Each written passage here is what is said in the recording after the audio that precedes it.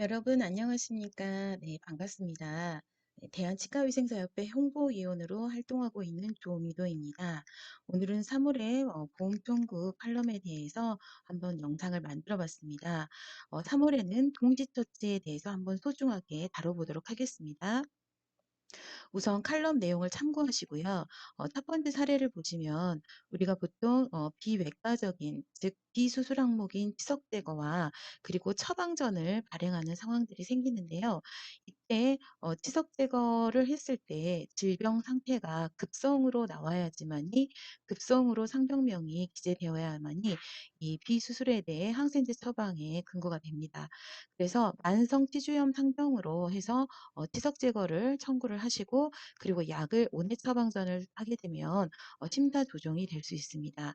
이 경우에 전학에 대한 어떤 급성상병을 사용하는 것이 조금 그러시다면 실제로 원인이 되는 특정한 부위에 대해서만 치석 제거를 별도로 청구를 하시고 그리고 처치 번호를 2번으로 옮겨서 나머지 부분에 대한 치석 제거를 청구를 하시고 그 나머지 부분은 만성 치주염으로 기재를 하시면 각각 청구할 수 있습니다. 그리고 이렇게 10번대 구치부에 대해서 급성상병으로 해서 부분 치석 제거 그리고 나머지 부분은 만성 치주염으로 해서 치석 제거 이렇게 횟수에 맞춰서 청구를 하시고요.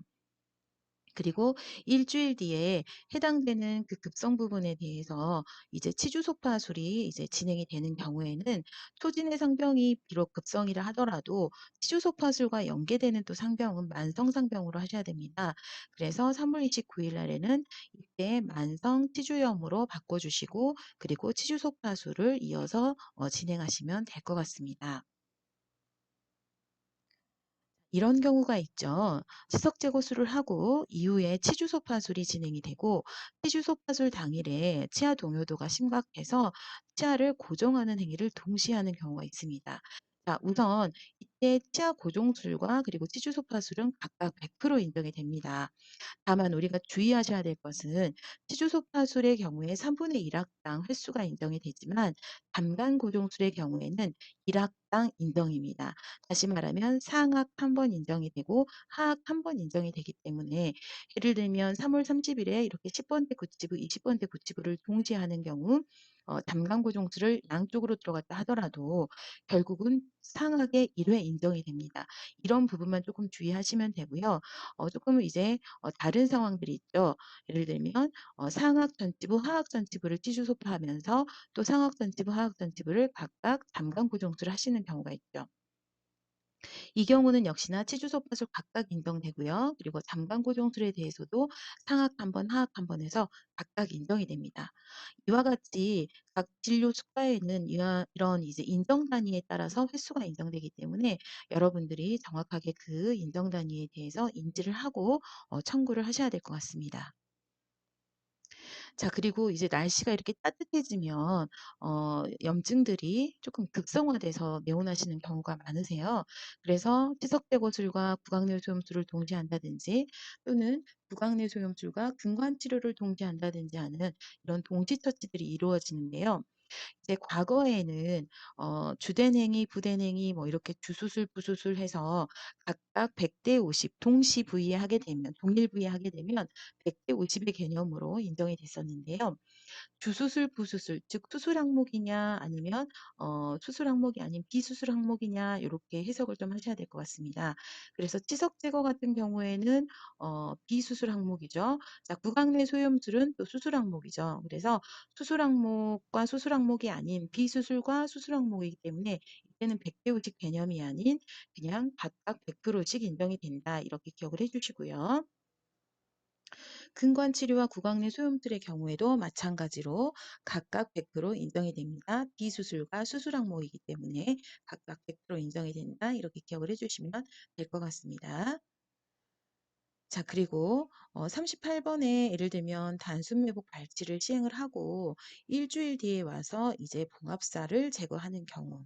이 경우에 봉합사 제거만 하면 인정이 되지만 당일에 봉합사 제거와 그다음에 연일의 치석 제거, 즉 치석 제거 날을 동시에 하는 경우 이때는 수술 후 처치에 대해서 인정이 되지 않는다라는 것을 조금 기억을 해 주셔야겠는데요. 2020년도 1월 29일 시행되는 심사 고시를 통해서 알아보면, 다시 말하면 동일 부위에 치주 치료와 그리고 수술후 처치가 동시에 들어가면 이때 주된 행위만, 즉 주된 치과 처치 치료만 인정이 된다라고 이렇게 보시면 될 것 같습니다.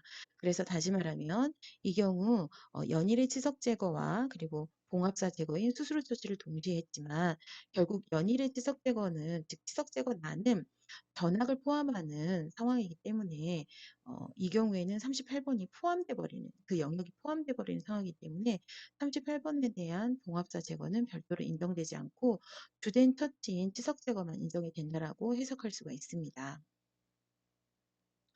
그런데 예를 들면 38번 역시나 단수 매복 발치하고 이후에 이렇게 봉합사를 제거하고 전악 스케일링이 아닌 20번대 부분에 대한 치석 제거 가로 이렇게 청구를 하시는 경우, 이때는 부위가 달라지기 때문에 봉합사 제거에 대한 수술 후 처치도 인정이 되고, 그리고 20번대에 대한 부분 치석 제거도 건강보험으로 각각 청구할 수 있습니다. 이와 같이 건강보험 청구는 생각보다 우리가 진료한 만큼 다 보상받을 수 있는 것도 아니고, 또 우리가 때로는 보상받을 수 있는 부분을 놓치는 경우도 있고, 또 단순 오류에 의해서 도종이 되는 경우도 있습니다.